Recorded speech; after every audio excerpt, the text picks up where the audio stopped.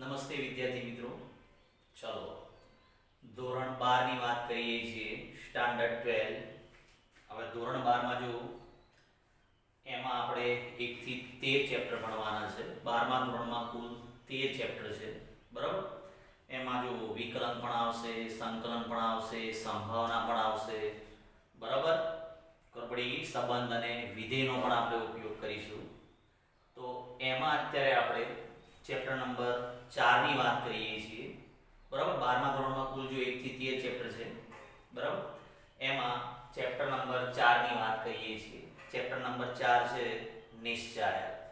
એમાં lecture number 1 જોઈએ છીએ, લેક્ચર નંબર 1.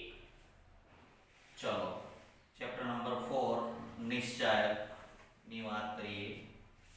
ચલો નિશ્ચાયક.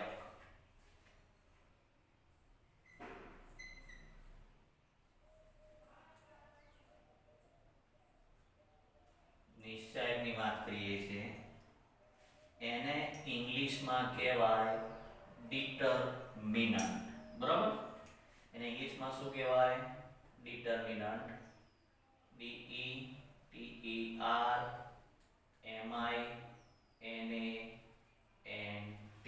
ડિટરમિનન્ટ. એટલે નિશ્ચાયકને આપણે ધ્યાન રાખજો. કેપિટલ ડી અથવા શેના વડે દર્શાવાય? ડેલ્ટા વડે દર્શાવાય, બરાબર.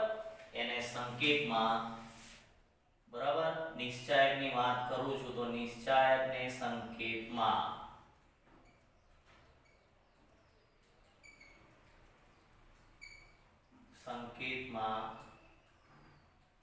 બરાબર ડેલ્ટા અથવા શેના વડે દર્શાવાય?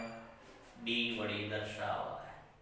ડી એટલે ડિટરમિનન્ટ. એને આપણે ડેલ્ટા અથવા ડી વડે દર્શાવીશું, બરાબર.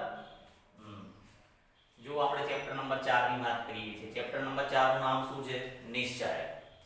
ચલો હવે નિશ્ચાયકની વાત કરીએ છીએ તો નિશ્ચાયક એટલે ઇંગ્લિશમાં કહેવાય ડિટરમિનન્ટ. એને સંકેતમાં ડેલ્ટા અથવા કેપિટલ ડી વડે દર્શાવાય. ડેલ્ટા અથવા કેપિટલ ડી, બરાબર. આપણે અહીંયા ડેલ્ટાનો ઉપયોગ કરીશું. આ ચેપ્ટરમાં નિશ્ચાયકને આપણે ડેલ્ટા વડે દર્શાવીશું. હવે જો નિશ્ચાયકના પ્રકારોની વાત કરીએ છીએ તો નિશ્ચાયકના મુખ્ય 2 પ્રકાર છે, બરાબર. ચલો નિશ્ચાયકના પ્રકારની વાત કરું છું તો નિશ્ચાયકના મુખ્ય 2 પ્રકાર. પહેલો પ્રકાર છે દ્વિહાર નિશ્ચાયક. કયો? દ્વિહાર નિશ્ચાયક, બરાબર. નિશ્ચાયકના મુખ્ય 2 પ્રકાર છે, દ્વિહાર અને ત્રિહાર. હવે દ્વિહાર નિશ્ચાયક કોને કહેવાય? દ્વિહાર એટલે 2 હાર હોય, બરાબર. હવે દ્વિહાર નિશ્ચાયકની વ્યાખ્યા લખું છું તો જે નિશ્ચાયકમાં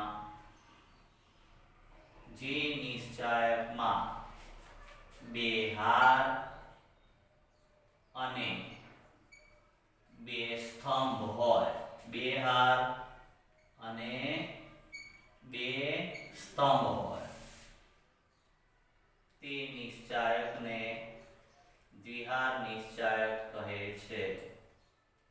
તે નિશ્ચાયકને દ્વિહાર નિશ્ચાયક કહે છે. નિશ્ચાયકના જો મુખ્ય 2 પ્રકાર ભણવાના છે આ ચેપ્ટરમાં, દ્વિહાર અને ત્રિહાર. દ્વિહાર કોને કહેવાય? દ્વિહાર એટલે 2 હાર. એટલે જે નિશ્ચાયકમાં 2 હાર અને 2 સ્તંભ હોય તે નિશ્ચાયકને દ્વિહાર નિશ્ચાયક કહે છે. હવે આપણને ખબર છે, તમે કોમ્પ્યુટરમાં ભણી ગયા છો. આ આડી લાઈનને શું કહેવાય? આ આડી લાઈનને હાર કહેવાય, બરાબર. આ આડી લાઈન એટલે હાર થઈ. એને ઇંગ્લિશમાં શું કહેવાય? રો, બરાબર. હા, આ એક નિશ્ચાયકમાં બે હાર હશે અને બે સ્તંભ હોય એટલે ઊભી લાઈનને શું કહેવાય? સ્તંભ. સ્તંભને ઇંગ્લિશમાં શું કહેવાય? કોલમ. બરાબર? ઇંગ્લિશમાં કહેવાય કોલમ. બરાબર?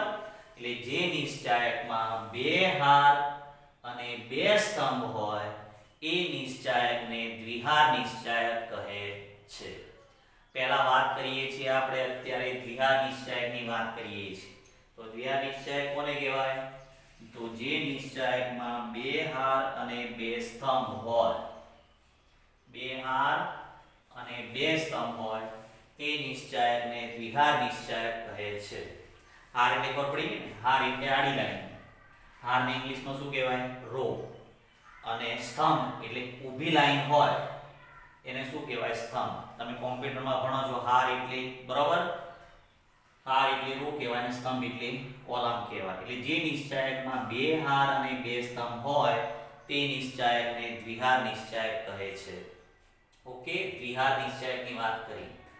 હવે બે હાર અને બે સ્તંભ હોય તો એ નિશ્ચાયકમાં ઘટકો કેટલા હશે? જો આ 1 2 3 અને 4, 4 ઘટકો હોય. બરાબર? એટલે અહીંયા લખીએ છીએ. બરાબર? જે નિશ્ચાયકમાં બે હાર અને બે સ્તંભ હોય તે નિશ્ચાયકને દ્વિહાર નિશ્ચાયક કહે છે. એની અંદર લખું છું, ધારો કે ઘટકો લઈએ છીએ નિશ્ચાયકના A B C D, 4 ઘટક ત્યાં belongs to R ને નિશ્ચાયકના ઘટકો કહે છે. નિશ્ચાયકના શું કહેવાય? ઘટકો કહે છે. બરાબર? હવે જો બે હાર અને બે સ્તંભ હશે એટલે ઘટકો કેટલા હોવાના? 4. તો આ નિશ્ચાયકના ઘટકો મેં કયા લીધા? A B C D. એ શેમાંથી હશે? R માંથી. એટલે A B C D belongs to R ને નિશ્ચાયકના ઘટકો કહે છે. બરાબર? બે હાર અને બે સ્તંભ હશે એટલે 4 ઘટકો હશે તેને નિશ્ચાયકના શું કહેવાય? ઘટકો. ના ઘટકો શેમાંથી હોય? ઘટકો R માંથી હોય. અને R એટલે આપણને ખબર છે કે જે નિશ્ચાયકના ઘટકો હોય એ R માંથી હોય. R એટલે શું છે? વાસ્તવિક સંખ્યા ગણ છે. બરાબર? વાસ્તવિક સંખ્યા ગણ એટલે ધન બી હોય, ઋણ બી હોય, સમય અસમય ગમે તે હોય. ઘણીવાર નિશ્ચાયકના ઘટકો જો કોમ્પ્લેક્સ નંબર, સંકર સંખ્યા ગણ ભણ્યા ને આપણે, ઘણીવાર નિશ્ચાયકના ઘટકો C માંથી પણ હોય છે. ધ્યાન રાખજો. અહીંયા R લખ્યું છે ચોપડીમાં એટલે આપણે R ની વાત કરીએ છીએ. ઘણીવાર નિશ્ચાયકના ઘટકો R થી મોટો ગણ કયો? C થાય કે ના થાય?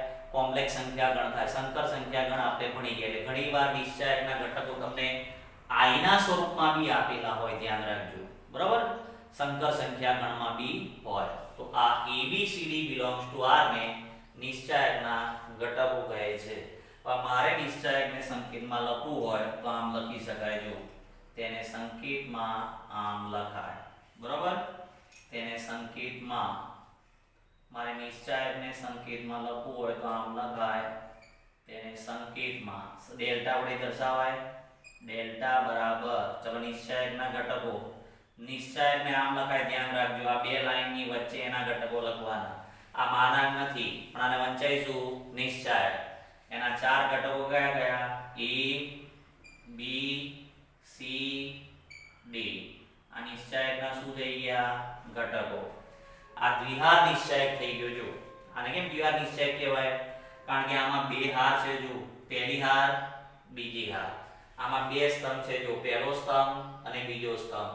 એટલે આ નિશ્ચાયકમાં બે હાર અને બે સ્તંભ હોવાથી આ નિશ્ચાયકને દ્વિહાર નિશ્ચાયક કહે છે.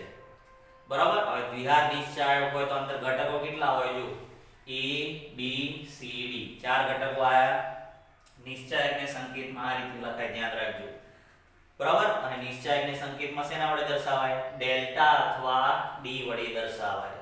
બરાબર? આપણે મોટે ભાગે ડેલ્ટાનો ઉપયોગ કરીશું આ ચેપ્ટરમાં. ઘણીવાર જૂની બુકમાં D સંકેત આપેલો હોય તો પણ ચાલે. તો આ તમારો દ્વિહાર નિશ્ચાયક થઈ ગયો. એને સંકેતમાં ડેલ્ટા વડે દર્શાવાય. ડેલ્ટા બરાબર નિશ્ચાયક A B C D. આ માનાંક નથી. ધ્યાન રાખજો. આ નિશ્ચાયક છે. આ વંચાઈશું નિશ્ચાયક A B C D. બરાબર? ચલો હવે આ જે નિશ્ચાયક છે આમાં આને શું કહેવાય? AB ને કહેવાય પ્રથમ હાર. આ પહેલી હાર થઈ કે નહીં? આડી લાઈન એટલે હાર થઈ.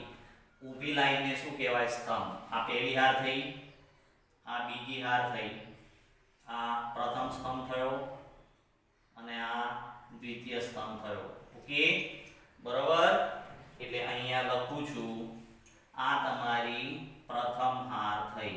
પ્રથમ હાર એટલે એને કહેવાય શું? ઇંગ્લિશમાં કહીશું રો 1. બરાબર. પહેલી હાર એટલે R1, એને સંકેતમાં R1 વડે દર્શાવીશું. R એટલે હાર અને પહેલી હાર છે એટલે એને R1 કહીશું. આ CD એટલે નિશ્ચાયકની બીજી હાર થઈ. ચલો, આ બીજી હાર દ્વિતીય હાર એટલે એને સંકેતમાં શું લખાય? એને સંકેતમાં કહીશું આપણે R2. બરાબર. એટલે આ R1 છે, આ R2 છે. R1 એટલે પ્રથમ રો, R2 એટલે બીજી રો. બરાબર. આપણને ખબર છે કે આડી લાઈન છે એને શું કહેવાય? હાર. એને ઇંગ્લિશમાં આપણે રો કહીશું. ચલો, આ તમારો AC જે છે એ શું થયો? પ્રથમ સ્તંભ થયો. ચલો, આ થયો પ્રથમ સ્તંભ. પ્રથમ સ્તંભ અને આ શું થયો? બીજો સ્તંભ, દ્વિતીય સ્તંભ. બરાબર. અને સંકેતમાં શું કહેવાય સ્તંભને?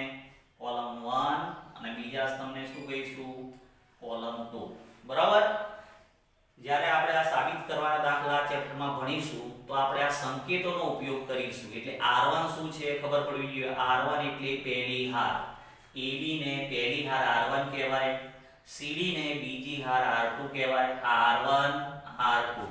આ AC એટલે કોલમ 1 પ્રથમ સ્તંભ, BD એટલે બીજો સ્તંભ એટલે C2. એટલે આ નિશ્ચાયકમાં કેટલી હાર થઈ?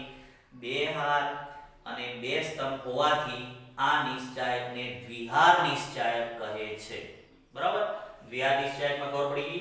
જે નિશ્ચાયકમાં 2 હાર અને 2 સ્તંભ હોય તે નિશ્ચાયકને દ્વિહાર નિશ્ચાયક કહે છે. બરાબર. હવે ધારો કે તમને એમ કે R2 એટલે શું થાય? R2 એટલે બીજી હાર થઈ, આ CD થઈ. આમાં AB ને પ્રથમ હાર એટલે R1 કહેવાય, રો 1, રો 2, કોલમ 1 એટલે C1 C2. બરાબર. R એટલે હાર સમજવાનું અને C એટલે કોલમ સમજવાનું. R1 R2 C1 C2. એટલે આ નિશ્ચાયકમાં 2 હાર અને 2 સ્તંભ છે, તેથી આ નિશ્ચાયકને દ્વિહાર નિશ્ચાયક કહે છે. બરાબર. દ્વિહાર નિશ્ચાયકમાં ખબર પડી ગઈ. આ ABCD ને શું કહેવાય? એ નિશ્ચાયકના ઘટકો થયા. આ નિશ્ચાયકના ઘટકો ગમે તે હોઈ શકે. ધન હોઈ શકે, ઋણ હોઈ શકે. શેમાંથી હોઈ શકે? R માંથી હોઈ શકે. બરાબર. R એટલે વાસ્તવિક સંખ્યા ગણ. ઘણીવાર નિશ્ચાયકના ઘટકો ધ્યાન રાખજો કોમ્પ્લેક્સ નંબર, સંકર સંખ્યા ગણ C માંથી પણ હોઈ શકે. બરાબર. સંકર સંખ્યા આપણે ભણ્યા છે એટલે ઘણીવાર અહીંયા નિશ્ચાયકના ઘટકો તમને I ના સ્વરૂપમાં પણ આપેલા હોય, ધ્યાન રાખજો. બરાબર. સંકર સંખ્યા ગણ. ચલો, આ દ્વિહાર નિશ્ચાયક થઈ ગયો. R1 R2 C1 C2. હું C1 લખું એટલે તમારે શું સમજવાનું? કોલમ 1 થયો, આ C1. C2 એટલે કોલમ 2 સમજવાનું. આ R1 એટલે રો 1 પહેલી હાર થઈ, R2 એટલે બીજી હાર થઈ. એટલે આ ચેપ્ટરમાં આપણે સાબિત કરવાના દાખલા ગણીશું. એમાં આ સંકેતોનો ઉપયોગ કરીશું. C2 એટલે તમને ખબર પડવી જોઈએ, C2 એટલે કોલમ 2 છે, કોલમ 2. C1 એટલે કોલમ 1, R1 એટલે પ્રથમ હાર, R2 એટલે બીજી હાર. એટલે આ નિશ્ચાયકમાં ઘટકો કેટલા આયા? 4. એટલે દ્વિહાર નિશ્ચાયક હશે એમાં 4 ઘટકો હોય. AB A B C D. 2 હાર અને 2 સ્તંભ હોય તે નિશ્ચાયકને દ્વિહાર નિશ્ચાયક કહે છે. અને નિશ્ચાયકને શેના વડે દર્શાવાય? ડેલ્ટા અથવા D વડે દર્શાવાય. બરાબર. ચલો, હવે આ નિશ્ચાયકની અંદર ધ્યાન રાખો. આ નિશ્ચાયકની અંદર આ ABCD એ નિશ્ચાયકના ઘટકો થઈ ગયા. હવે આમાં ક્રોસમાં ઘટકો કયા છે? AD અને આ BC. તો જે AD છે ને એને વિકર્ણ કહેવાય. બરાબર. નિશ્ચાયકના ઘટકોની વાત કરીએ તો જે ક્રમમાં છે ને એ જ ક્રમમાં ઘટકો લખો. A અને ક્રોસમાં શું છે? D. આ AD જે છે એને નિશ્ચાયકનો અગ્ર વિકર્ણ કહે છે. બરાબર. આ ક્રોસમાં જે ઘટકો આવેલા હોય એને શું કહેવાય? નિશ્ચાયકનો અગ્ર વિકર્ણ કહેવાય. નિશ્ચાયકનો અગ્ર વિકર્ણ કહે છે. બરાબર, આ જે વિકર્ણ છે ને એડી એને નિશ્ચાયકનો અગ્ર વિકર્ણ કહેવાય. અને જે ક્રમમાં છે બી અને સી, તો બી ના સી ક્રોસમાં છે તો બીસી ને પ્રતિવિકર્ણ કહેવાય. બરાબર, જે ક્રમમાં છે એ ક્રમમાં લખીએ છીએ. તો અહીંયા બી અને સી આ બાજુ છે, આને શું કહેવાય? બીસી ને નિશ્ચાયકનો પ્રતિવિકર્ણ કહે છે. બરાબર, બીસી ને નિશ્ચાયકનો શું કહેવાય? પ્રતિવિકર્ણ કહે છે. બરાબર, હા. એટલે આ એડી ને અગ્ર વિકર્ણ કહેવાય અને બીસી ને પ્રતિવિકર્ણ કહેવાય. આ નિશ્ચાયકના ઘટકો થઈ ગયા. બરાબર, એબીસીડી ને શું કહેવાય? નિશ્ચાયકના ઘટકો કહેવાય. AB ને પ્રથમ હાર R1 કહેવાય, CD ને બીજી હાર R2 કહેવાય. આ R1 હું R બોલું એટલે હારમાં જોવાનું. R1 R2 કોલમ 1 એટલે આ C1 C1 એટલે AC ને C1 કહેવાય અને BD જે છે એને કોલમ 2 કહેવાય. બરાબર, કોલમ 1 કયો? AC, કોલમ 2 કયો? BD. AB એટલે R1 CD એટલે R2. આ નિશ્ચાયકમાં જો બે વિકર્ણ છે. AD છે ને જે ક્રમમાં છે એ જ ક્રમમાં લખજો. AD A ક્રોસમાં D છે અને નિશ્ચાયકનો અગ્ર વિકર્ણ કહેવાય અને B ના ક્રોસમાં C છે. આમ જો BC ને શું કહેવાય? નિશ્ચાયકનો પ્રતિવિકર્ણ કહે છે. ખબર પડી ગઈ? આ દ્વિહાર નિશ્ચાયકની વાત કરી, ધ્યાન રાખજો. દ્વિહાર નિશ્ચાયક એટલે જે નિશ્ચાયકમાં બે હાર અને બે સ્તંભ હોય તે નિશ્ચાયકને દ્વિહાર નિશ્ચાયક કહે છે. ક્લિયર આટલું? દ્વિહાર નિશ્ચાયકને શેના વડે દર્શાવે? નિશ્ચાયકને ડેલ્ટા અથવા ડી વડે દર્શાવે. આ તમારો નિશ્ચાયક થયો. ફરી એકવાર ધ્યાન રાખજો, આ માનાંક નથી, આ નિશ્ચાયકનો સંકેત આવ્યો. બે લાઈનની વચ્ચે અંદર ઘટકો લખવામાં આવે છે. બરાબર, દ્વિહાર નિશ્ચાયક હોય તો અંદર ઘટકો કેટલા હશે? 4. R1 R2 C1 C2. ED ને શું કહેવાય? અગ્ર વિકર્ણ. BC ને શું કહેવાય? પ્રતિવિકર્ણ કહે છે. બરોબર,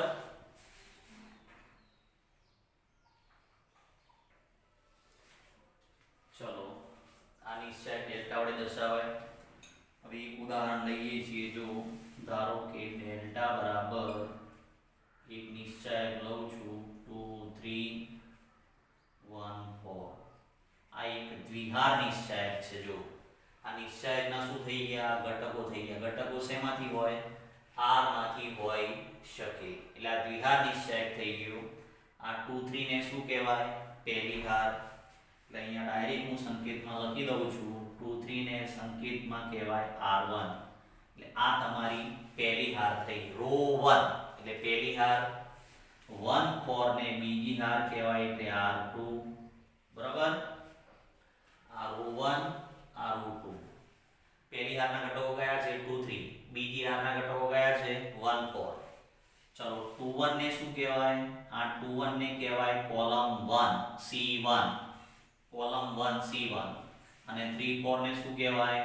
કોલમ 2. બરાબર, આ નિશ્ચાયક જો દ્વિહાર નિશ્ચાયક કરો, બે હાર અને બે સ્તંભ થઈ ગયા, રો 1 રો 2 C1 C2. બરાબર, હવે આ નિશ્ચાયકમાં બે વિકર્ણ છે. જો અગ્ર વિકર્ણ કોને કહેવાય? તો આ જે ક્રોસમાં ઘટક છે AD ને અગ્ર વિકર્ણ કહેવાય. તો આમાં જે 2 4 છે ને 2 4 એને નિશ્ચાયકનો અગ્ર વિકર્ણ કહે છે. એટલે અહીંયા અગ્ર વિકર્ણ શું આવ્યો? 2 4 થયો. એટલે અહીંયા લખી નાખીએ અગ્ર વિકર્ણ. બરાબર, જે ક્રમમાં છે એ જ ક્રમમાં લખવાનું 2 4. બરાબર, 2 4 એ અગ્ર વિકર્ણ થયો. અને આમ જે ક્રોસમાં ઘટક આપેલો છે 3 1 એને નિશ્ચાયકનો પ્રતિવિકર્ણ કહેવાય. જો BC ને શું કહેવાય? નિશ્ચાયકનો પ્રતિવિકર્ણ કહેવાય. બરાબર, એટલે અગ્ર વિકર્ણ થયો 2 4 અને પ્રતિવિકર્ણ થશે પ્રતિવિકર્ણ. ચલો આમાં પ્રતિવિકર્ણ કયો થયો 3 1. જે ક્રમમાં છે એ જ ક્રમમાં લખવાનું 3 1. એટલે આ અગ્રવિકર્ણ થઈ ગયું અને આ પ્રતિવિકર્ણ થઈ ગયું. જો 2 4 અગ્રવિકર્ણ 3 1 ને શું કહેવાય? પ્રતિવિકર્ણ કહેવાય. બરાબર.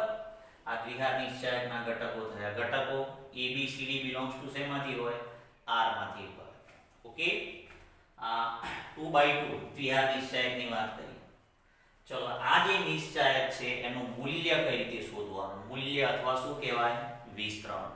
એટલે દ્વિહાર નિશ્ચાયકનું મૂલ્ય અથવા વિસ્તરણ કઈ રીતે શોધવાનું? ચલો તો અહીંયા આપણે એક નિશ્ચાયક લઈએ છીએ. દ્વિહાર નિશ્ચાયકને શેના વડે દર્શાવાય? ડેલ્ટા વડે. નિશ્ચાયકના ઘટકો કયા છે? A B C D.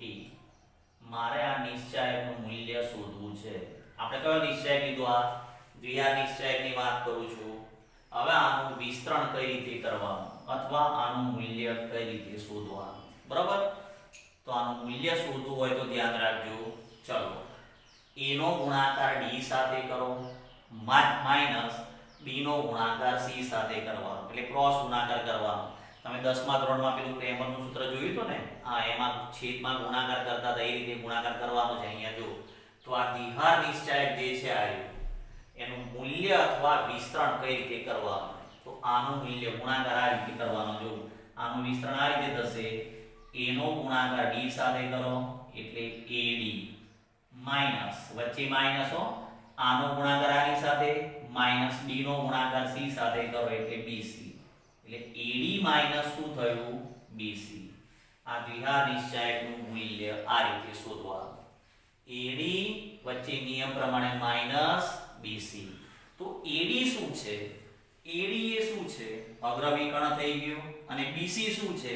પ્રતિવિકર્ણ. એટલે આ શું થયું? શું અગ્રવિકર્ણના ઘટકોનો ગુણાકાર માઈનસ પ્રતિવિકર્ણના ઘટકોનો ગુણાકાર. એટલે AD માઈનસ BC. AD શું છે? તો અગ્રવિકર્ણ ના ઘટકોનો ગુણાકાર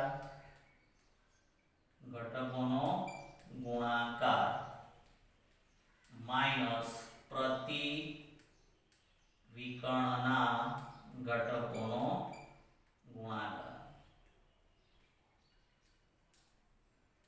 બરાબર. આ ધ્યાન રાખજો. આ દ્વિહાર નિશ્ચાયકનું મૂલ્ય આ રીતે શોધવાનું. અગ્રવિકર્ણના ઘટકોનો ગુણાકાર માઈનસ પ્રતિવિકર્ણના ઘટકોનો ગુણાકાર કરો તો આ દ્વિહાર નિશ્ચાયકનું મૂલ્ય તમને મળે. બરાબર. ચલો હવે આના પર આધારિત એક્ઝામ્પલ જોઈએ. દ્વિહાર નિશ્ચાયકનું આપણે મૂલ્ય શોધવાનું છે. ચલો એક્ઝામ્પલ દ્વિહાર નિશ્ચાયક પર આધારિત દાખલા જોઈએ. ચલો એક્ઝામ્પલ નંબર 1. પહેલો દાખલો નંબર 1. ચલો ડેલ્ટા બરાબર 2 3 1 4. આ એક દ્વિહાર નિશ્ચાયક છે.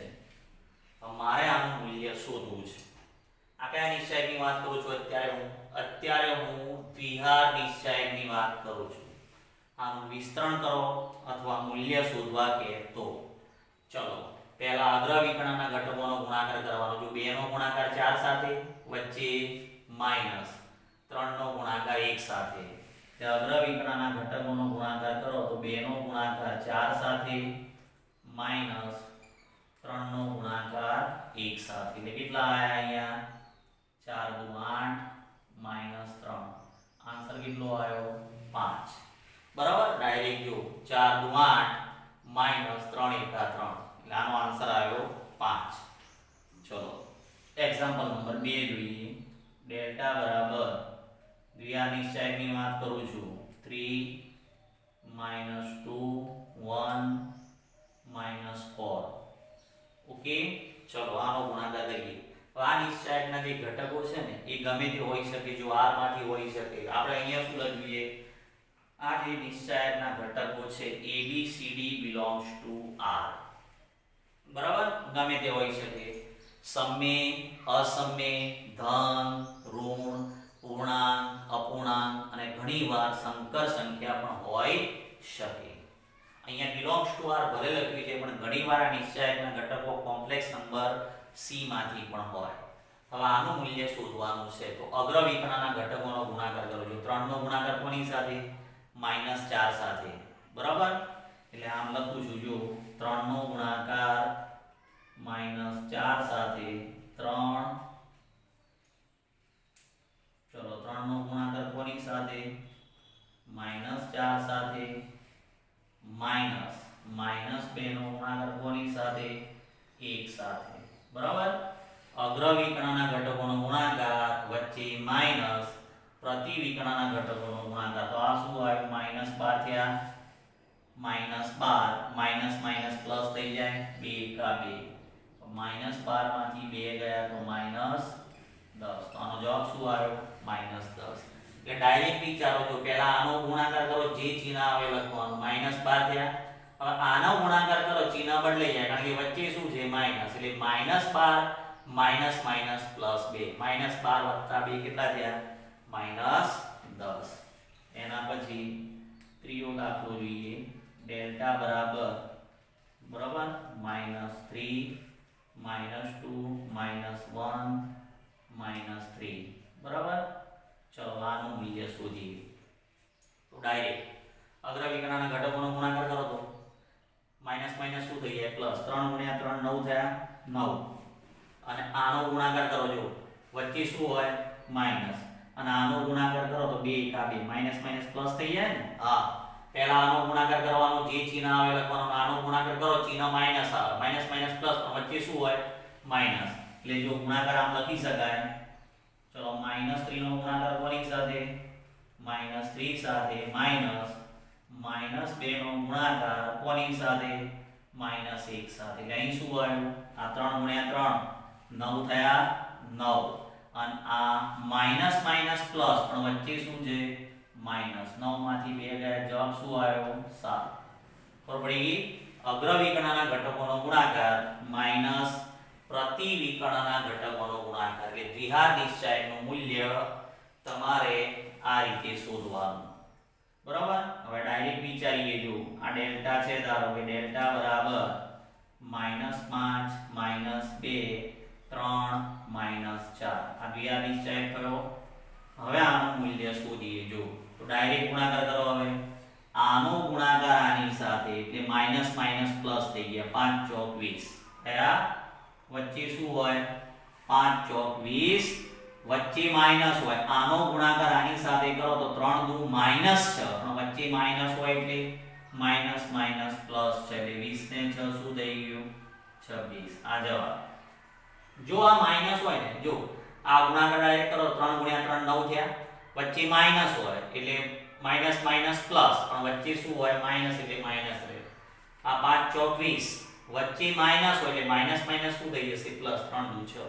ના ખબર પડે તો આ રીતે લખી નાખવાનું. અગ્ર વિકર્ણના ઘટકોનો ગુણાકાર ઇન્ટુ વચ્ચે માઈનસ પ્રતિ વિકર્ણના ઘટકોનો ગુણાકાર. તો આ દ્વિઘાત નિશ્ચાયકનું શું આવ્યું? તે દ્વિઘાત નિશ્ચાયકનું મૂલ્ય આ રીતે શોધવાનું. AD - BC. બરાબર, અગ્ર વિકર્ણના ઘટકોનો ગુણાકાર માઈનસ પ્રતિ વિકર્ણના ઘટકોનો ગુણાકાર કરો તો તમને આ દ્વિઘાત નિશ્ચાયકનું મૂલ્ય મળી જાય. ચલો એના પછી ડેલ્ટા બરાબર 3 √5 2. આનું મૂલ્ય શોધો. -2. આનું મૂલ્ય શોધવાનું છે. જો નિશ્ચાયકના ઘટકો શેમાંથી હોય? r માંથી હોય. ચલો ગુણાકાર કરો તો 3 નો ગુણાકાર -2 સાથે, એટલે -6 થયા. 3 નો ગુણાકાર -2 સાથે, વચ્ચે માઈનસ √5 નો ગુણાકાર √5 સાથે, √5 * √5. તો આ કેટલા આયા? 3 દુ 6 થયા, -6 માઈનસ √5 * √5 કેટલા થયા? 5. તો 6 * 5 11. તો આનો આન્સર કેટલો આવ્યો? -11 આવ્યો. બરાબર, -6 √5 * √5 એટલે 5. -6 - 5 એટલે -11 થયા. બરાબર, એટલે દ્વિઘાત નિશ્ચાયકનું મૂલ્ય આ રીતે શોધવાનું. અગ્ર વિકર્ણ આનો ગુણાકાર આની સાથે, જે ચિહ્ન આવે એ લખવાનું અને આનો ગુણાકાર આની સાથે કરવાનો, વચ્ચે ચિહ્ન શું છે? માઈનસ. જો આ માઈનસ હોય તો આ માઈનસ માઈનસ શું થઈ જશે? પ્લસ. બંને માઈનસ હોય તો માઈનસ માઈનસ પ્લસ થાય, પણ વચ્ચે શું રહે? માઈનસ. બરાબર? એટલે આ દ્વિઘાત નિશ્ચાયકનું મૂલ્ય આ રીતે શોધવાનું. બરાબર? ચલો દાખલો નંબર 6 જોઈએ. ચલો કયા નિશ્ચાયક આપેલો છે? દ્વિહાર નિશ્ચાયક. એનું આપણે મૂલ્ય શોધીએ છીએ. આ સૂત્ર મેં લખ્યું છે. દ્વિહાર નિશ્ચાયકનું મૂલ્ય શોધવાનું સૂત્ર શું છે? અગ્ર વિકર્ણના ઘટકોનો ગુણાકાર a નો ગુણાકાર d સાથે માઈનસ b નો ગુણાકાર c સાથે. તો અહીંયા દ્વિહાર નિશ્ચાયક આપેલો છે. ચાર ઘટકો છે, આ r1, r2, આ c1, આ c2. ચલો અગ્ર વિકર્ણના ઘટકોનો ગુણાકાર કરો પહેલા. તો અહીંયા 2 + √3 એનો ગુણાકાર કોની સાથે? 2 - √3 સાથે. આનો ગુણાકાર આની સાથે માઈનસ, ચલો 3 + √11 એનો ગુણાકાર 3 - √11 સાથે. બરાબર? જો આ દ્વિહાર નિશ્ચાયક છે, અંદર ચાર ઘટકો આપેલા છે. આનું મૂલ્ય શોધવું હોય તો અગ્ર વિકર્ણના ઘટકોનો ગુણાકાર માઈનસ પ્રતિ વિકર્ણના ઘટકોનો ગુણાકાર. ચલો હવે આનું મૂલ્ય કઈ રીતે શોધીશું? તો આ અવયવ પડ્યા જો a + b a - b થયા. a + b a - b. અહીંયા બી a + b a - b એટલે સૂત્ર શું આવ્યું? a² - b². પહેલાનો વર્ગ કરો. ચલો a² એટલે 2 નો વર્ગ 4 √3 નો વર્ગ 3 માઈનસ અહીંયા બી સૂત્ર બન્યું જો a + b અને a - b એટલે a² - b² 3 નો વર્ગ 9 અને √11 નો વર્ગ 11. બરાબર? અહીંયા સીધું સૂત્ર આવી ગયું. જો a + b ને a - b એટલે a² - b² 2 નો વર્ગ 4 √3 નો વર્ગ 3. અહીંયા a + b ને a - b એટલે 3 નો વર્ગ 9 √11 નો વર્ગ 11.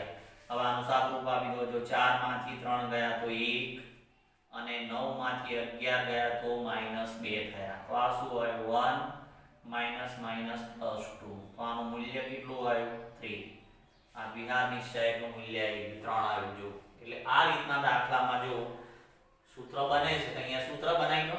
a + b ને a - b એટલે a² - b². અહીંયા b 3 નો વર્ગ -√11 નો વર્ગ 11 થયો. ઓકે? બરાબર? એ જ પ્રમાણે દાખલા નંબર 7 માં જો આ બી દ્વિહાર નિશ્ચાયક છે. આપણે એનું મૂલ્ય જોઈએ. જો અગ્ર વિકર્ણના ઘટકોનો ગુણાકાર કરો તો 9 નો ગુણાકાર √2 સાથે 9 - √2 * 9 + √2. આનો ગુણાકાર આની સાથે માઈનસ બોલો 3 + √2 નો ગુણાકાર કોની સાથે? 3 - √2 સાથે. પહેલા આ લખો તોય ચાલે, પહેલા આ લખો તોય ચાલે. આનો ગુણાકાર આની સાથે માઈનસ આનો ગુણાકાર આની સાથે. તો અહીંયા બી સૂત્ર આવ્યું. જો આવ્યું a + b અને a - b. અહીંયા બી a + b અને a - b. બરાબર? ગુણાકાર કરીને છૂટું પાડવાની જરૂર નથી. જો સૂત્ર ના બનતું હોય તો જ ગુણાકાર કરીને છૂટું પાડો. એટલે આ શું આવ્યું? બોલો 9 નો વર્ગ કેટલો થયો? 81. a - b ને a + b 9 નો વર્ગ 81 -√2 નો વર્ગ એટલે 2 થયા. બરાબર? a² - b². 9 નો વર્ગ 81 √2 નો વર્ગ 2 માઈનસ, ચલો a + b ને a - b 3 નો વર્ગ કેટલો? 9 અને √2 નો વર્ગ 2. બરાબર? આમાં બીજો a + b ને a - b એટલે a² - b² 3 નો વર્ગ 9 અને √2 નો વર્ગ 2 થયો. તો 81 માંથી 2 ગયા તો આ 79 થયા અને આ 9 માંથી 2 ગયા તો 7 થયા. ઓકે? બરાબર? એટલે અહીંયા જો આપણે અવયવ પડ્યા છે a - b ને a + b એટલે a² - b². 81 - 2 79.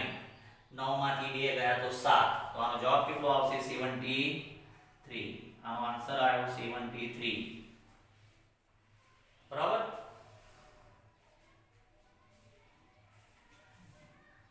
સોરી 72. બરાબર? આનો આન્સર કેટલો આવ્યો? 72. ચલો એના પછી આગળ જોઈએ. ખબર પડી ગઈ આમાં દાખલો નંબર 6 અને દાખલો નંબર 7 બરાબર.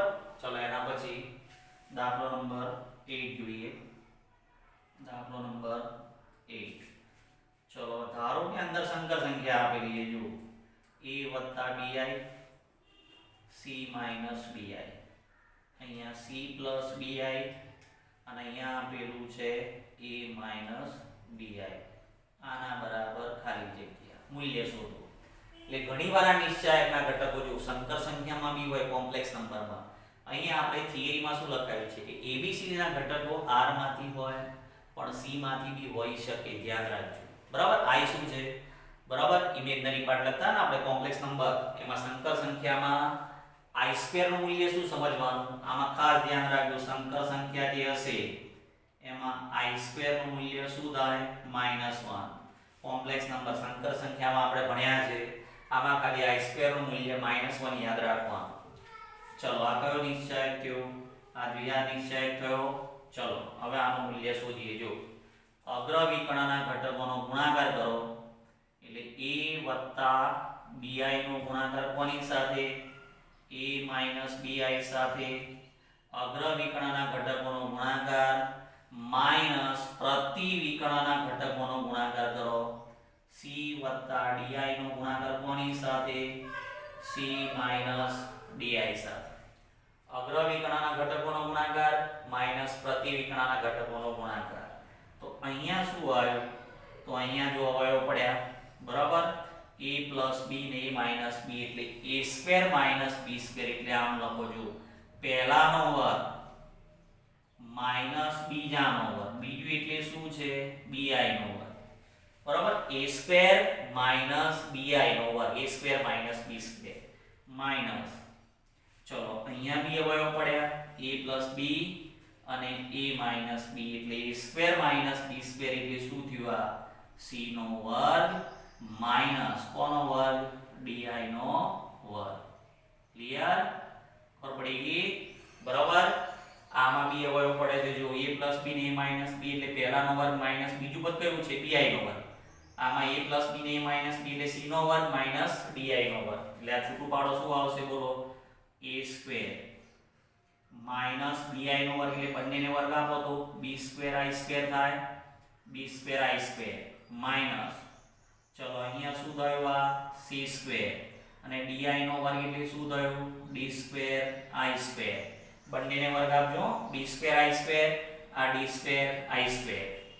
હવે સંકર સંખ્યા છે બરાબર એટલે i² નું મૂલ્ય શું થાય -1. આપણે સંકર સંખ્યા કોમ્પ્લેક્સ નંબરમાં ભણી ગયા છે બરાબર. i² એટલે -1 સમજવાનું. તો આમાં i² ની કિંમત આ -1 મૂકો તો માઈનસ માઈનસ શું થઈ જશે પ્લસ.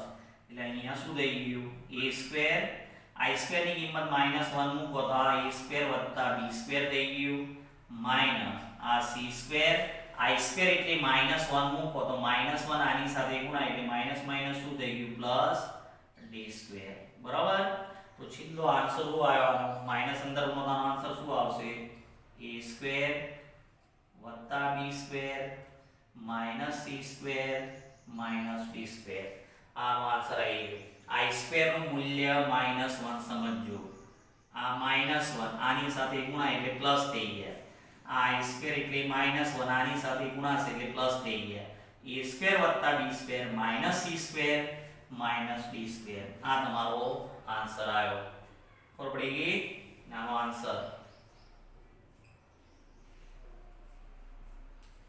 ને આ તમારો આનો આન્સર આવ્યો બરાબર.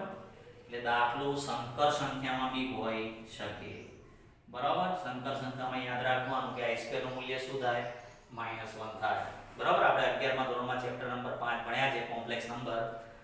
એમાં i² નું મૂલ્ય -1 થાય. તો અહીંયા i² ની કિંમત -1 મૂકી તો માઈનસ માઈનસ પ્લસ થઈ ગયું. આ માઈનસ માઈનસ શું થઈ ગયું પ્લસ થઈ ગયું. એટલે પ્લસ d² થઈ ગયા. માઈનસ અંદર ઉનો તો -c² - d² થાય. બરાબર પડી ગઈ. એટલે આ બધા દ્વિઘાત નિશ્ચયક પર આધારિત દાખલા છે ધ્યાન રાખજો. આપણે એનું શું શોધીએ છીએ મૂલ્ય અથવા વિસ્તરણ. ચલો એના પછી જો દાખલો નંબર 9 જોઈએ. દ્વિઘાત નિશ્ચયક ચાલે છે એનું મૂલ્ય શોધવું અથવા વિસ્તરણ કરો. ચલો આમાં અગ્રવિકર્ણ કયો છે sin sin આનો ગુણાકાર આની સાથે એટલે sin * sin શું થાય sin સ્ક્વેર અને આનો ગુણાકાર આની સાથે એટલે માઈનસ છે ને તો વચ્ચે માઈનસ હોય એટલે માઈનસ માઈનસ શું થઈ જાય પ્લસ ડાયરેક્ટ વિચારો હવે sin * sin એટલે sin સ્ક્વેર થયા બરાબર ના ખબર પડે તો આમ લખજો જો sin થીટા નો ગુણાકાર કોની સાથે sin થીટા સાથે માઈનસ cos થીટા નો ગુણાકાર માઈનસ cos થીટા સાથે તો sin * sin શું થઈ ગયું sin square theta minus minus plus ચલો cos * cos શું થઈ ગયું cos સ્ક્વેર થીટા ડાયરેક્ટ વિચારો જો sin * sin sin સ્ક્વેર અને માઈનસ માઈનસ શું થઈ જશે વચ્ચે માઈનસ હોય તો માઈનસ માઈનસ પ્લસ થઈ જાય cos cos cos સ્ક્વેર હવે sin સ્ક્વેર થીટા વત્તા cos સ્ક્વેર થીટા જો ખૂણો સરખો છે કે નહીં તો આ નિત્ય સમ આવી ગયું sin સ્ક્વેર વત્તા cos સ્ક્વેર શું થઈ ગયું 1 આ તમારું નિત્ય સમ બન્યું sin સ્ક્વેર વત્તા cos સ્ક્વેર 1 એટલે ત્રણ નિત્ય સમ છે sec square minus tan square 1 થાય cos square minus cot square બી 1 થાય બરાબર ખબર પડી ગઈ ચલો એના પછી દાખલો નંબર 10 જોઈએ બરાબર આ ત્રિકોણમિતિ વિધેયમાં ધ્યાન રાખજો આ નિત્ય સમો ખબર હોવી જોઈએ અને સૂત્ર પણ આવડતા હોવા જોઈએ ચલો દાખલો નંબર 10 જોઈએ 10મો દાખલો ચલો sin 40 cos 50 minus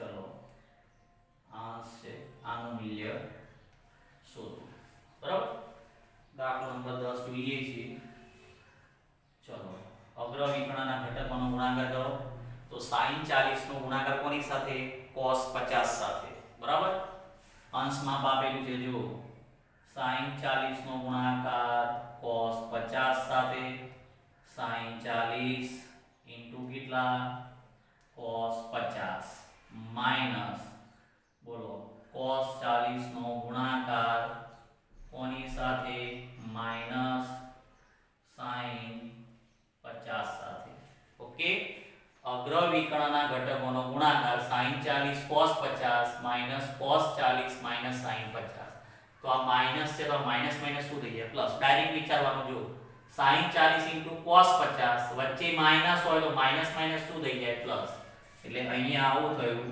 અહીંયા થશે sin 40 * cos 50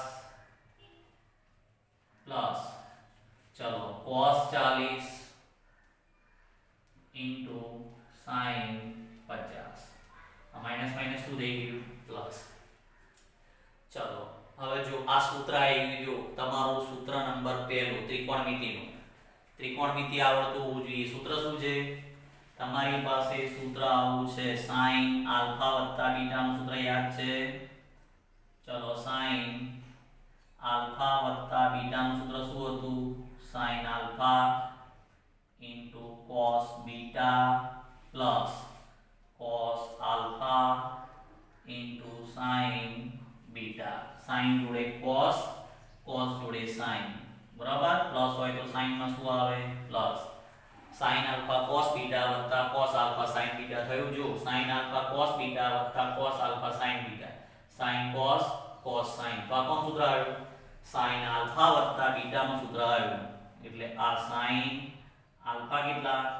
40 અંશ beta કેટલા 50 અંશ એ sin 40 વત્તા 50 કેટલા થયા sin 90 થયા ને sin 90 શું થાય 1 આ sin 90 1 થાય બરાબર કોષ્ટક પરથી બરાબર કે ત્રિકોણમિતિ વિધેયના દાખલા બી ધ્યાન રાખજો બરાબર નિશ્ચાયકમાં ત્રિકોણમિતિ પણ આવી શકે જો ત્રિકોણમિતિનો ઉપયોગ કરી દાખલો લીધો આપણે આવ્યો બરાબર એટલે અહીંયા અગ્રવિકર્ણના ઘટકોનો ગુણાકાર ડાયરેક્ટ કરો sin 40 cos 50 માઈનસ હોય તો માઈનસ માઈનસ શું થઈ જાય plus cos 40 * sin 50 sin cos cos sin એટલે કોણ સૂત્ર આવ્યું સૂત્ર number 1 sin alpha + beta alpha કેટલા 40 બીટા કેટલા 50 sin 90 થયા અને sin 90 શું થાય 1 કોષ્ટક પર ખબર પડી ગઈ બરાબર, એટલે આ રીતના દાખલા પણ તમારે ધ્યાન રાખવાના. ચલો એના પછી એક આ અગત્યનું મૂલ્ય ધ્યાન રાખજો. આપણે નિશ્ચયકમાં આગળ બી આનો ઉપયોગ થાય. sin ની 4 + cos ની 4 છે. મારે આનું મૂલ્ય શોધવું હોય તો શું થાય જોઈએ. જો 4 ઘાત છે, sin ની 4 + cos ની 4. આ નિત્યસમ ના થાય. sin² + cos² હોય તો 1 થાય. હવે 4 ઘાત છે તો હું આની જગ્યાએ જો આમ લખું છું, આને હોલ સ્ક્વેરમાં ફેરવી દો તો આની જગ્યાએ આવું લખાય sin² θ + cos² θ નો હોલ સ્ક્વેર. આ ધ્યાન રાખજો. આ sin² θ + cos² θ નો હોલ સ્ક્વેર કર્યો. આને તમે છૂટું પાડો તો જો આની જગ્યાએ મેં આ લખ્યું, બરાબર, તો આને છૂટું પાડો તો આમાં વધારે શું આવે? જો પહેલાનો વર્ગ કરો a + b નો હોલ સ્ક્વેર, તો પહેલાનો વર્ગ કરો તો શું આવે? જો પહેલાનો વર્ગ વત્તા બીજાનો વર્ગ, બરાબર, વત્તા 2 ગુણ્યા પહેલું બીજું 2 sin² θ cos² θ. જો આને મેં a + b ના હોલ સ્ક્વેર થી છૂટું પાડ્યું, આની જગ્યાએ મેં આ લખ્યું તો લખાય? ચેક કરીએ. આને છૂટું પાડો તો પહેલાનો વર્ગ વત્તા બીજાનો વર્ગ વત્તા આનું મધ્યમ પદ શું આવશે? 2 sin² cos². આને a + b ના હોલ સ્ક્વેર થી છૂટું પાડ્યું તો આ શું થયું? sin ના વર્ગનો વર્ગ એટલે sin ની 4 થાય, cos ના વર્ગનો વર્ગ એટલે cos ની 4 થાય, વત્તા શું વધ્યું? 2 sin² θ cos² θ. તો આની જગ્યાએ આ લખવું હોય તો લખાય, પણ એમાં વધારે શું આવ્યું? આ 2 sin² θ cos² θ. જો આની જગ્યાએ મેં આ લખ્યું તો આ બે પદો તો આવી જાય છે, પણ એમાં વધારે શું આવ્યું? 2 sin² cos² વધારે આવ્યું, એટલે મારે શું કરવા પડે? બાદ કરવા પડે. એટલે આની જગ્યાએ મારે આ પૂર્ણવર્ગ લખવો હોય તો આમાં મધ્યમ પદ વધારે આવે. જો આવ્યું એટલું મારે શું કરવું પડે? બાદ 2 sin² θ cos² θ. બરાબર. ધારો કે જો સાદી ભાષામાં કહીએ a ની 4 + b ની 4 છે. મારે આની જગ્યાએ આવું લખવું હોય તો લખાય a² + b² નો સ્ક્વેર લખાય. તો આમાં વધારે શું આવશે? આનું મધ્યમ પદ 2a² b² વધારે આવે. આની જગ્યાએ આ લખવું હોય તો આમાં 2a² b² વધારે આવે કે નહીં? એટલા શું કરવા પડે? બાદ કરવા પડે. હવે તમે આને છૂટું પાડો તો જો આ આવી જશે, કારણ કે આનું મધ્યમ પદ 2a² b² ઉડી જાય ને, અહીં શું વધશે? a ની 4 + b ની 4 આવી જાય. તો આમાં વધારે આની જગ્યાએ આ લખવું હોય તો આમાં મધ્યમ પદ વધારે આવ્યું. આનું મધ્યમ પદ કેટલું? 2 sin² cos² વધારે આવ્યું, એટલું શું કરી દીધું? બાદ કરી દીધું. બરાબર. હવે આ sin² + cos² શું થઈ ગયું? આ નિત્યસમ બની ગયું. આ 1 કહેવાય, એટલે 1 નો સ્ક્વેર માઈનસ 2 sin² θ cos² θ. બરાબર. એટલે આ અગત્યના બે મૂલ્ય ખાસ ધ્યાન રાખજો. નોંધ નંબર 1. બરાબર.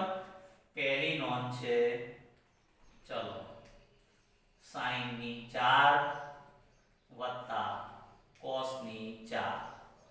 આની જગ્યાએ શું લખાય? 1 નો વર્ગ એટલે 1 - 2 sin² θ cos² θ કહેવાય. 1 - 2 sin² θ cos² θ કહેવાય. કઈ રીતના?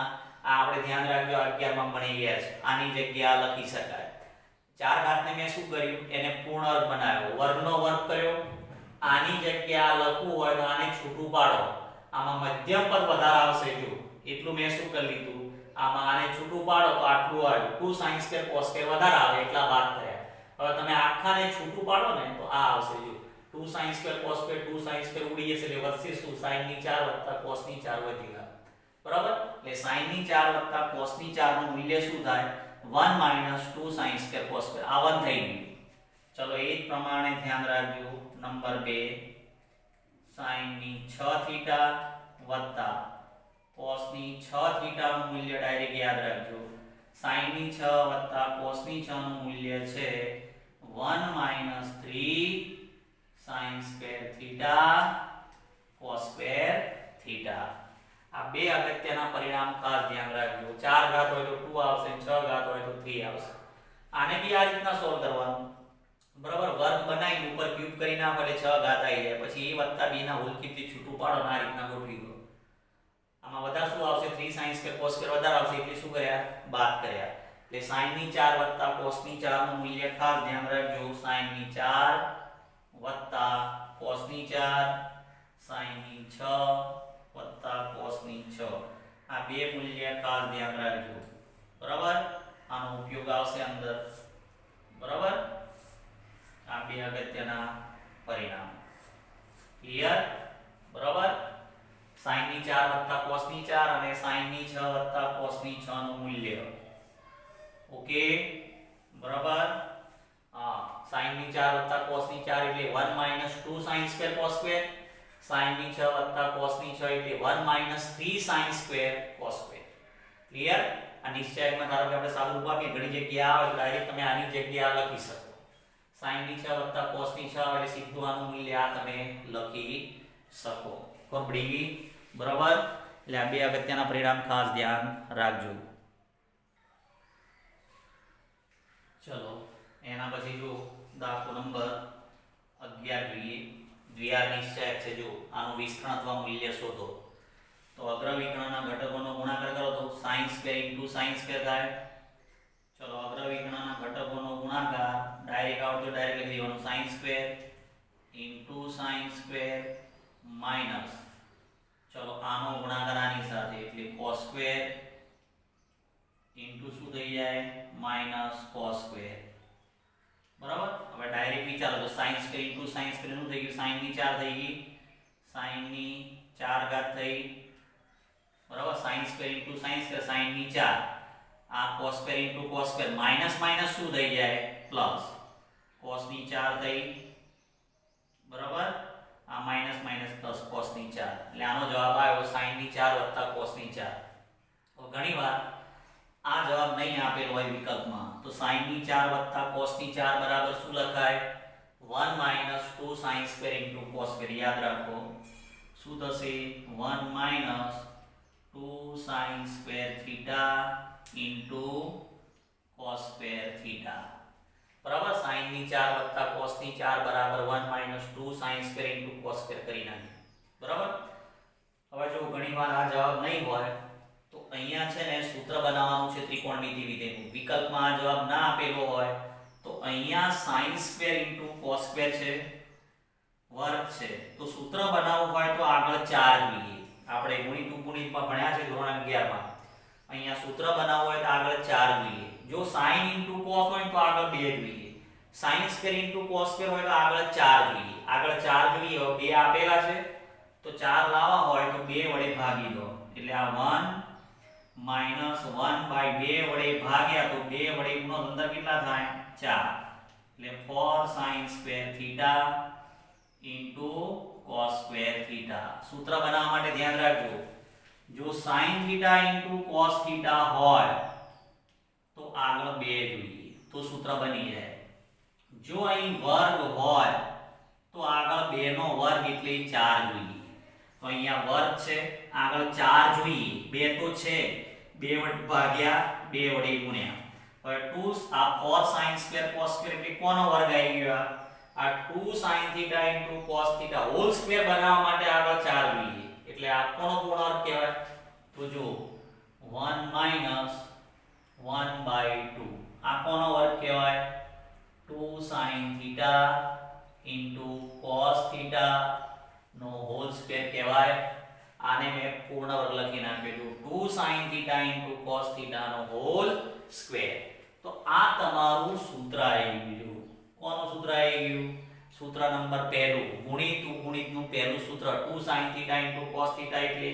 sin 2 થીટા થાય તો આ શું આવી ગયું 1 - 1/2 sin 2 થીટા નો હોલ સ્ક્વેર તો 1 - 1/2 sin 2 થીટા નો વર્ગ એટલે sin સ્ક્વેર 2 થીટા કહેવાય ને આ વર્ગ અંદર આપવો હોય તો વિધેયની ઉપર જાય તો આપણી પાસે સૂત્ર છે હું સૂત્ર લખું છું બરાબર સૂત્ર ખબર હોવી જોઈએ કે sin 2 થીટા નું સૂત્ર શું છે 2 sin થીટા * cos થીટા બરાબર.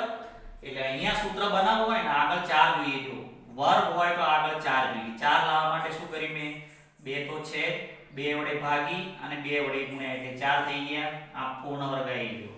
સૂત્ર બની ગયું. ચલો હવે આ જવાબ આપેલો નથી. ઘણીવાર આ જવાબ પણ આપેલો નહીં હોય. બરાબર. એટલે જો આનો આ આન્સર પણ હોઈ શકે. Answer number 1. આનો આ જવાબ હોઈ શકે. ચલો આનો આ જવાબ હોઈ શકે. બરાબર. ચલો હવે આ જવાબ ના આપેલો હોય તો sin સ્ક્વેર નું સૂત્ર મૂકી દો. જવાબ cos માં આપેલો છે તો sin સ્ક્વેર નું સૂત્ર આપણને ખબર છે. sin સ્ક્વેર નું સૂત્ર શું થાય 1 cos ડબલ ખૂણો. sin સ્ક્વેર માં માઈનસ આવે ખૂણો ડબલ થાય એટલે sin સ્ક્વેર નું સૂત્ર શું થાય 1 cos 4θ/2 થશે. એટલે આ શું આવ્યું 1 1/2 sin સ્ક્વેર નું સૂત્ર મૂકો 1 cos ડબલ ખૂણો એટલે 4θ/2. બરાબર. આપણી પાસે sin સ્ક્વેર નું સૂત્ર હતું.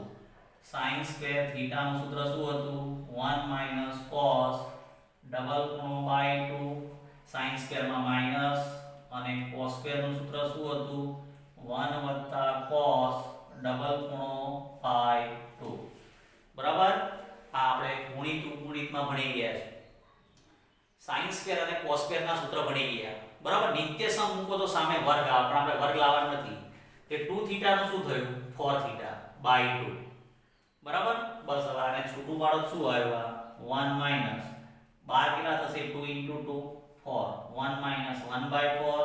અહીં શું આવ્યું 1 cos 4θ. અંદર છૂટું પાડો તો આ -1/4 અંદર ગુણો -1/4 માઈનસ માઈનસ પ્લસ 1/4 * cos 4θ. બરાબર. ચલો આ બંનેનો લસા લઈ લો. 1 માંથી 1/4 ગયા કેટલા વધ્યા 3/4 વધશે 3/4 વત્તા છેલ્લે શું વધ્યું 1/4 * cos 4θ. આખામાંથી કેટલા કોમન 1/4 કોમન લો તો અંદર શું વધશે 3 cos 4θ. આ તમારો ત્રીજો જવાબ આવ્યો. જો જવાબ cos માં આપેલો હોય તો આ તમારો જવાબ. મેં અહીંયા ખાલી sin સ્ક્વેર નું સૂત્ર મૂક્યું છે 1 cos ડબલ ખૂણો / 2. આ 1/2 એટલે 1/4 થયા -1/4 અંદર ગુણો તો -1/4 માઈનસ માઈનસ પ્લસ 1/4 cos 4θ. અચળને ભેગા કરો 1 માંથી 1/4 ગયા તો 3/4 વધ્યા. ઓકે. આ તમારો ત્રીજો જવાબ આવ્યો. બરાબર. આ તમારો ત્રીજો જવાબ થયો. એટલે જે પ્રમાણે વિકલ્પમાં જવાબ આપેલો હોય એ પ્રમાણે તમારો જવાબ લખવાનો. એટલે આ આન્સર નંબર 1. Answer number 1. આ આન્સર નંબર 2. આ પણ જવાબ હોઈ શકે અને આ દાખલાનો જવાબ આ પણ હોઈ શકે. ત્રીજો જવાબ. બરાબર. ખબર પડી ગઈ. ઓકે. એટલે આ ધ્યાન રાખજો. આ દ્વિહાર નિશ્ચયક પર આધારિત દાખલા એટલે આના જવાબ ગમે તે જે પ્રમાણે વિકલ્પમાં જવાબ આપેલો એ પ્રમાણે લખવાનો. આ પણ એક દ્વિહાર નિશ્ચયક છે. આનું સાદુરૂપ આપ્યું આપણે. અને આ બે અગત્યના પરિણામ ખાસ ધ્યાન રાખજો. sin ની 4 + cos ની 4 નું મૂલ્ય શું થાય 1 - 2 sin square cos square. Okay. અને sin ની 6 + cos ની 6 નું મૂલ્ય શું થાય 1 - 3 sin square cos square. Okay. બરાબર. એટલે અહીંયા ધ્યાન રાખજો. આ sin 2θ નું સૂત્ર આવી ગયું. આ sin સ્ક્વેર આયા ને. હવે sin સ્ક્વેર નું સૂત્ર શું છે sin સ્ક્વેર નું સૂત્ર છે 1 cos ડબલ ખૂણો. sin સ્ક્વેર માં માઈનસ cos સ્ક્વેર માં પ્લસ. ત્રણેય ત્રણ છે ને ગુણિતના સૂત્ર છે. બરાબર. ચલો એના પછી એક બીજો દાખલો જોઈએ. દાખલો નંબર 12 6 ઘાત વાળો જોઈએ. બરાબર. ચલો sin cube theta minus cos cube theta sin cube theta cos cube theta અને અહીંયા sin ક્યુબ થીટા બરાબર ખાલી જગ્યા. બરાબર. ચાલો દ્વિહાર નિશ્ચયક છે ને આનું મૂલ્ય શોધવાનું છે. અગ્ર વિકર્ણના ઘટકોનો ગુણાકાર કરો. sin ક્યુબ sin ની 6 થાય ને. જો sin cube theta sin cube theta વચ્ચે minus cos cube theta minus cos cube theta. તો આ કેટલા થશે sin ક્યુબ sin ની 6 થીટા થઈ માઈનસ માઈનસ શું થઈ ગયું પ્લસ cos ની 6 થીટા થઈ બરાબર sin ની 6 વત્તા cos ની 6. હવે sin ની 6 વત્તા cos ની 6 એટલે સીધું શું યાદ રાખવાનું 1 minus 3 sin square into cos square. Direct જવાબ લખી નાખું છું 1 minus 3 sin square into cos square. આ તમારો જવાબ અહીં બરાબર. એટલે દાખલો નંબર 11 અને આ દાખલો નંબર 12 થયો. શેના પર આધારિત દ્વિહાર નિશ્ચય પર આધારિત દાખલો થયો બરાબર. એટલે આ બે અગત્યના પરિણામ ખાસ ધ્યાન રાખજો. આના પર આધારિત દાખલા હોય તો આવડતા હોવા જોઈએ. અને આ જે છે એ 3 એ 3 ગુણિત ના સૂત્ર છે બરાબર. આપણે 11મા ધોરણમાં ભણી ગયા છે. એનો ઉપયોગ કરી આ દાખલો આપણે ગણ્યો છે. જો sin ની 4 વત્તા cos ની 4 વાળો દાખલો ક્લિયર બરાબર. એટલે આ તમારા દ્વિહાર નિશ્ચયક પર આધારિત દાખલા થયા. દ્વિહાર નિશ્ચયક કોને કહેવાય ખબર પડી ગઈ? જે નિશ્ચયકમાં બે હાર અને બે સ્તંભ હોય તે નિશ્ચયકને દ્વિહાર નિશ્ચયક કહે છે બરાબર. બે હાર અને બે સ્તંભ હોય તે નિશ્ચયકને દ્વિહાર નિશ્ચયક કહે છે. નિશ્ચયકના ઘટકો ગમે તે હોઈ શકે, r માંથી પણ હોઈ શકે, સંકર સંખ્યા c માંથી પણ હોઈ શકે. આનું મૂલ્ય કેવી રીતે શોધવાનું? અગ્ર વિકર્ણના ઘટકોનો ગુણાકાર sin square sin ની 4 વચ્ચે એક વાર માઈનસ હોય તો માઈનસ માઈનસ શું થઈ જશે પ્લસ cos square cos ની 4.